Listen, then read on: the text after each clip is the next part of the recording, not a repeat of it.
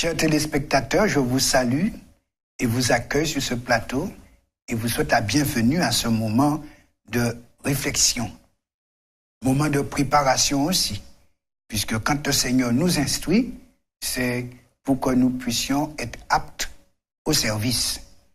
Aujourd'hui, mercredi, nous allons analyser dans le cadre de souffrir pour Christ le jugement et le peuple de Dieu. Avant d'analyser les textes qui nous sont proposés, nous allons prier. Oui, notre Père et notre Dieu, ta parole te présente comme le juge suprême, le juge de toute la terre. Ta parole nous dit qu'un jour, tu feras justice. Ta parole nous dit qu'un jour, tu te lèveras et tu te lèveras le dernier, parce que tu auras le dernier mot. Nous voulons comprendre ce que tu nous donnes comme élément d'espoir, ce que tu nous donnes comme directive face à ce jugement, et nous voulions surtout être prêts, bien le passer. C'est pourquoi nous te demandons par l'Esprit Saint de nous qualifier pour pouvoir, comme Jésus l'a dit, passer de la mort à la vie. Assiste-nous, nous prions au nom de Jésus. Amen. Dans 1 Pierre 4, versets 17 à 19, nous allons lire ce que Pierre nous dit, ce que l'apôtre Pierre nous dit, puisqu'il s'agit de 1 Pierre 4, versets 17 à 19, et nous allons ensuite comparer ce qu'il dit avec ce que le prophète Ésaïe dit dans Ésaïe 10, versets 11 et 12, puis ce que le prophète Malachie dit dans Malachie 3, versets 1 à 6. Donc, nous avons quelques analyses en comparaison à faire. 1 Pierre 4, 17 à 19 dit ceci. Car c'est le moment où le jugement va commencer par la maison de Dieu. Or, si c'est par nous qu'il commence, quelle sera la fin de ceux qui n'obéissent pas à l'évangile de Dieu? Et si le juste se sauve avec peine, que deviendront l'impie et le pécheur? Ainsi que ceux qui souffrent selon la volonté de Dieu remettent leurs âmes au fidèle Créateur en faisant ce qui est bien. Nous avons des éléments importants concernant le jugement. Il commence par la maison de Dieu, mais il va finir par ceux qui n'obéissent pas. En tout cas, il est dit, pour le juste, ce n'est pas si facile, parce que comme on a vu, les épreuves qu'on est appelé à passer, parce qu'on est juste. Mais dans le tribunal de Dieu, pour avoir été juste, il est dit, ayant remis notre âme au fidèle Créateur, faisant ce qui est bien, pour qu'on soit considéré comme juste, il est dit, dans ce cadre, nous n'aurons pas à craindre le jugement, parce qu'il va se décider en faveur des justes, en faveur des saints, en faveur de ceux qui s'étaient remis au fidèle Créateur, en étant fidèles jusqu'à la mort, faisant sa volonté. Voyons ce que Ésaïe, au chapitre 10, versets 11 et 12, nous laisse entendre en ce qui concerne ce jugement. Nous lisons versets 11 et 12. Ce que j'ai fait à Samarie et à ses idoles, ne le ferai-je pas à Jérusalem et à ses images? Mais quand le Seigneur aura accompli toute son œuvre sur la montagne de Sion et à Jérusalem, je punirai le roi d'Assyrie pour le fruit de son cœur orgueilleux et pour l'arrogance de ses regards hautains. Donc, nous voyons ici, Dieu, il commence par juger son peuple d'abord. Il châtie son peuple d'abord. Parce que son peuple est censé le connaître pour ne pas agir contrairement à sa volonté. Et il dit ensuite, il va aller vers ceux qui ne sont pas de son peuple, mais qui ont fait le mal aussi. Et là, il est question de punition. C'est un élément important. La punition, ce n'est pas pour le peuple de Dieu, Dieu châtie son peuple pour le corriger avant le jugement final, mais il va punir tous ceux qui, le jugement ayant été terminé, ne seraient pas propriété du fidèle Créateur. Ainsi, dans Malachie 3, nous lisons, versets 1 à 6, ce que le prophète déclare également. Malachie, chapitre 3, versets 1 à 6. Voici, j'enverrai mon messager. Il préparera le chemin devant moi. Et soudain entrera dans son temple le Seigneur que vous cherchez et le messager de l'alliance que vous désirez. Voici, il vient, dit l'Éternel des armées. Qui pourra soutenir le jour de sa venue? Qui restera debout quand il paraîtra? Car il sera comme le feu du fondeur, comme la potasse des foulons. Il s'assiera, fondra et purifiera l'argent. Il purifiera les fils de Lévi. Il les épurera comme on épure l'or et l'argent. Et ils présenteront à l'Éternel des offrandes avec justice. Alors l'offrande de Juda et de Jérusalem sera agréable à l'Éternel, comme aux anciens jours, comme aux années d'autrefois.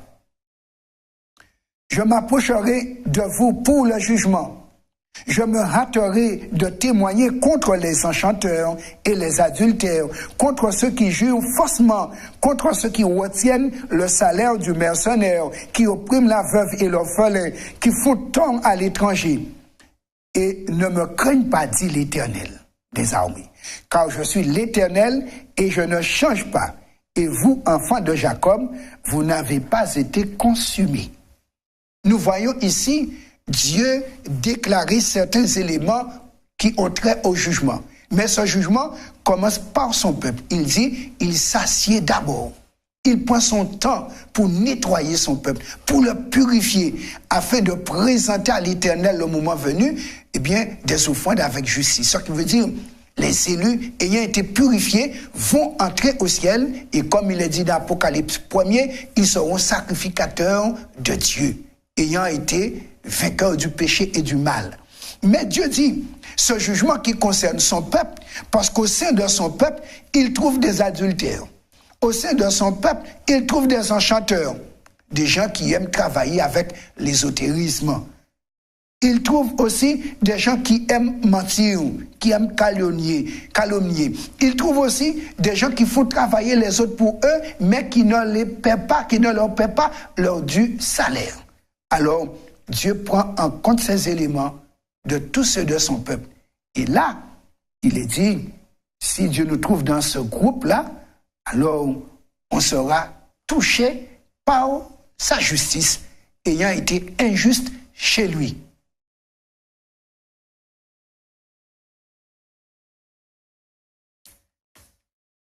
Dans tous ces passages, le processus du jugement commence par le peuple de Dieu. On l'a vu dans 1 Pierre, on l'a vu dans Ésaïe, on l'a vu également dans Malachie. Et dans l'Apocalypse, c'est la même chose. Donc Dieu commence par son peuple, car son peuple connaît les 10 commandements, son peuple connaît sa loi, son peuple connaît sa volonté, son peuple est censé être irréprochable. Pierre associe même les souffrances de ses lecteurs au jugement de Dieu. Et comme on l'a vu dans Malachie, effectivement, ces souffrances font partie du processus que Dieu a mis en place pour purifier son peuple afin que, à la fin du jugement, il soit déclaré pur. Pour lui, les souffrances que traversent ses lecteurs chrétiens peuvent n'être rien d'autre que le jugement de Dieu qui commence par la maison de Dieu. Car le jugement est un moment où on fait une investigation, on mène une enquête. Donc, on te met à l'épreuve pour voir quelle est ta trempe, pour que toi-même, tu saches qui tu es. Car beaucoup se disent chrétiens, enfants de Dieu, mais Dieu va te permettre de découvrir quelle est ta trempe, quel est ton acabit, qui es-tu vraiment? Et comme il est dit sous Pline le jeune, certains disaient, j'ai été chrétien, je ne le suis plus. Et voilà pourquoi les chrétiens sont mis à l'épreuve, pour que la qualité de leur foi puisse briller au travers du feu de l'épreuve, et ça fait partie du jugement de Dieu.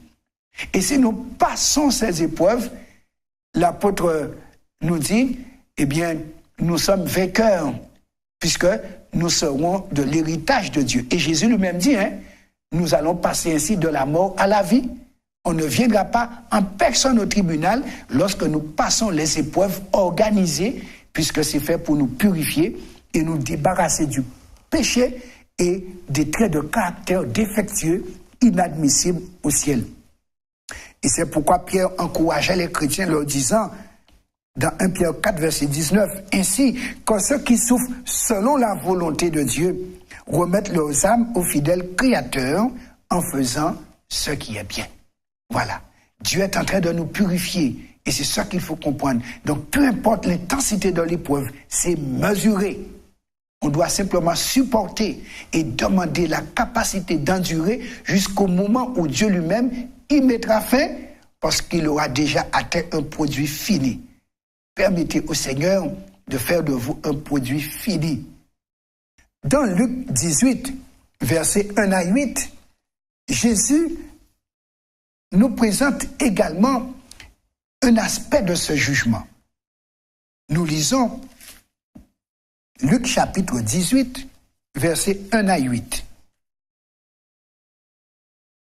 Jésus leur adressa une parabole pour montrer qu'il faut toujours prier et ne point se relâcher. Il dit, il y avait dans une ville un juge qui ne craignait point Dieu et qui n'avait d'égard pour personne. Il y avait aussi dans cette ville une veuve qui venait lui dire, « Fais-moi justice de ma partie adverse. » Pendant longtemps, il refusa, mais ensuite il dit à lui-même, « Quoique je ne craigne point Dieu et que je n'ai d'égard pour personne, néanmoins, parce que cette veuve m'importune, je lui ferai justice afin qu'elle ne vienne pas sans cesse me rompre la tête. » Le Seigneur ajouta, « Entendez ce que dit le juge inique. Et Dieu ne fera-t-il pas justice à ses élus qui crient à lui jour et nuit, et tardera-t-il à leur égard? Je vous le dis, il leur fera promptement justice. Mais quand le Fils de l'homme viendra, trouvera-t-il la foi sur la terre? » Il n'a pas donné la réponse. Il a laissé à chacun de nous le soin de répondre. Puisqu'au travers des épreuves, allons-nous garder la foi? Dire qu'on est enfant de Dieu, dire qu'on croit en Dieu, c'est bien. Mais seuls ceux qui ont la foi de Jésus pourront endurer le feu et, comme Jésus, sortir vainqueur du feu. Et c'est pourquoi Jésus nous encourage, disant dans Apocalypse 3, verset 18, « Je te conseille d'acheter de moi cet or éprouvé par le feu. » Oui, en quoi ce passage nous aide-t-il à comprendre le jugement de Dieu? Voici un autre aspect. Dans le jugement, Dieu prend en compte les prières que nous faisons monter vers lui. Comme nous sommes dans l'épreuve, nous souffrons, nous crions. La Bible dit, le moment viendra où Dieu fera justice à ses élus. Donc au cours du jugement, les élus n'ont rien à craindre, puisqu'on est élus, on a enduré les épreuves à cause de Jésus. Le jugement se prononce en faveur des élus, du juste. Et c'est ça qu'il faut souligner. Ce n'est pas parce qu'on se déclare chrétien et enfant de Dieu qu'on va passer le jugement. C'est si on est élu. Un élu, il a passé les épreuves. Comme maintenant, nous avons eu 11 candidats à l'élection présidentielle, mais remarquez les épreuves qui sont placées devant eux. Passer la primaire, passer le premier tour, pour arriver au second tour, et du second tour, être élu, émerger. Ainsi donc, Dieu, au travers de ces diverses épreuves, voudrait que nous puissions émerger en étant élus. Et ceci, nous émergeons de nos péchés, de nos défauts, de nos faiblesses, nous triomphons de nous-mêmes, nous allons émerger en tant qu'élus, purifiés et débarrassés de tout ce qui ne pourra pas demeurer au ciel. Là, le jugement dira, c'est bon, c'est acquis, il peut entrer ici. Au temps biblique, le jugement était globalement très attendu. L'image de la pauvre veuve dans Luc 18, 1 à 8, saisit bien l'attitude générale face au jugement. Donc, quand on sait qu'on est dans son bon droit, on attend le jugement. Mais si on sait qu'on est en défaut, on n'a pas peur, on n'a pas envie d'y aller, car on sait que la condamnation viendra. Et c'est pourquoi Pierre nous encourage à remettre notre amour fidèle Créateur en faisant ce qui est bien, pour que nous ayons de l'assurance face au jugement de Dieu. La veuve sait qu'elle aura gain de cause seulement si elle peut trouver un juge qui acceptera de traiter son affaire. Mais faudrait-il que l'affaire soit défendable? Elle n'a pas suffisamment d'argent, ni un statut suffisamment élevé pour se faire entendre, mais elle finit par persuader le juge de l'écouter et de lui donner ce qui lui revient. Parce que le jugement nous donnera ce qui nous revient. Comme Jésus le dit, et Dieu ne fera-t-il pas justice à ceux qu'il a choisis, alors qu'il crie vers lui jour et nuit? Si tu es un choisi de Dieu, un ayant vaincu le mal en toi, rien à craindre du jugement. Mais si Dieu te trouve péchant encore, marchant sur le sang de Jésus, sans incapable de te purifier, peut-il te déclarer juste et bon pour le ciel? Le péché a amené le mal dans le monde et depuis des siècles. Le péché a amené le mal dans le monde et depuis des siècles. Le peuple de Dieu attend qu'il rétablisse l'ordre des choses. Dans Apocalypse 15, verset 4, les élus enfin pourront dire: qui ne craindrait et ne glorifierait ton nom, Seigneur? Toi seul es saint. En effet, toutes les nations viendront et se prosterneront devant toi parce que ta justice s'est manifestée. Dans le jugement de Dieu, sa justice se manifeste. Donc si on est élu de Dieu, c'est qu'on a été trouvé conforme à la justice de Dieu. C'est pourquoi au peuple qui est en train d'être jugé maintenant, l'église de Laodicée, peuple du dernier temps, Jésus dit: je te conseille d'acheter de moi le vêtement blanc pour que tu n'aies pas honte devant mon Père. Car si tu es de son peuple et que tu n'as pas le vêtement blanc, comme la parabole de l'habit des noces, tu vas te trouver homme voulant manger, déjà assis, mais mis dehors, sans rien goûter, par vêtements non conformes à la noce de l'agneau.